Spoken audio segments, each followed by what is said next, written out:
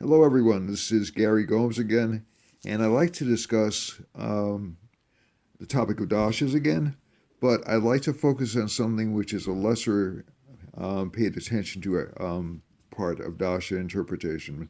So, planetary dashes, as you know, are the sequence of the planets as they go through our charts. So essentially, Vimshottri dasha is the most popular dasha system.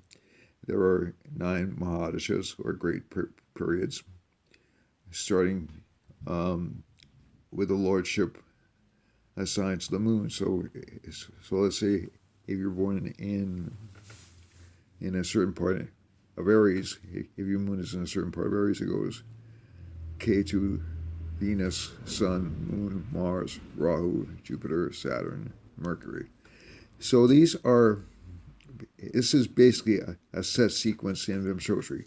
There are other dasha systems which I will start talking about very soon, and I do plan to present this as a coherent presentation in its entirety on YouTube. But for the time being, I want to focus on the importance of transit analysis in dasha interpretation. Transits are essentially when the planets move across the sky. So when you're born, the planets are in a certain space, and planets always move. Planets are always moving in the sky. It's a good thing they are too, because otherwise the entire system would come crashing down, right? But basically, there's a little, I won't say it's little known. I don't know if it's a little known technique, but there's an interesting technique that I stumbled across I'd say around 2006 or so. And I was very proud of myself. I said, I thought I'd discover this new way of looking at Mahadashas. And I found it later on in a book by C.S. Patel. So it was humbling to find that. But it's also a good reminder that if you think of something new, chances are somebody's already thought of it. However, this particular system of dasha analysis takes the birth of the Mahadasha. That is the time at which it starts in your chart. So obviously you have to have very good birth data. And it applies what the planets are doing when that dasha starts. So let's say you're in a Jupiter dasha, and Jupiter's well placed in your chart. It's in Cancer. It's in a really good sign, a really good house. But when your Jupiter Mahadasha starts, Jupiter's in Capricorn, and it's getting a malefic aspect from Saturn.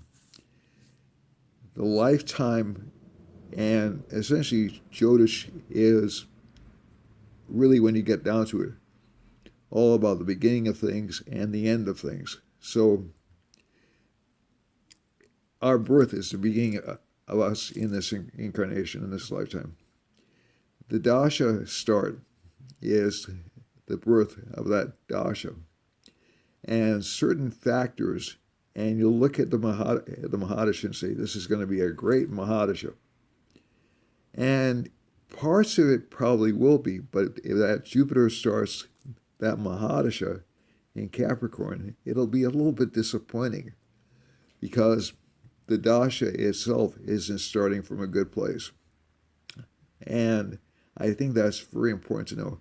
Conversely, if you have a debilitated Mercury, let's say, and your Mercury dasha happens to start around September, October or so, there's a good chance Mercury will be exalted, so that Mercury Mahadasha will show much better effects than it would otherwise. It will still give the karmas in the chart. That doesn't get accepted.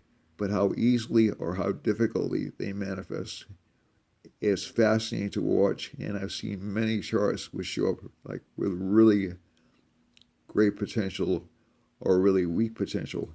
And the underlying sequence, the underlying reason for that is because the start of the Mahadasha is either well placed or rather poorly placed. I'll talk more about transits in the next video. And again, like I said, this is part of a larger presentation, which I will present shortly.